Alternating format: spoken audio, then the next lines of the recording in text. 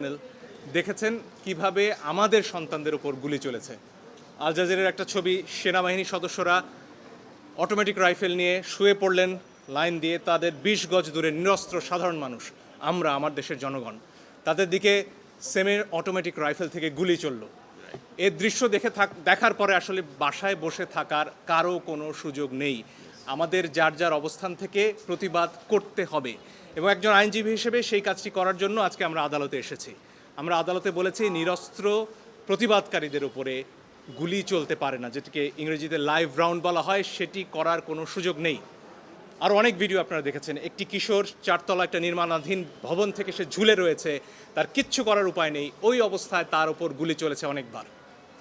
আপনারা দেখেছেন রিয়া গোপ তার বাবার কোলে গুলিবিদ্ধ হয়েছে, আরেক শিশু সে তার চোখ দিয়ে গুলি ঢুকেছে, মাথার পেছন দিক দিয়ে বেরিয়ে গেছে। জিজ্ঞেস করুন সে কোথায় ছিল? তার বাসায়, ঘরের ভেতর, জানালা দিয়ে বাইরে তাকিয়েছিল, এই তার অপরাধ।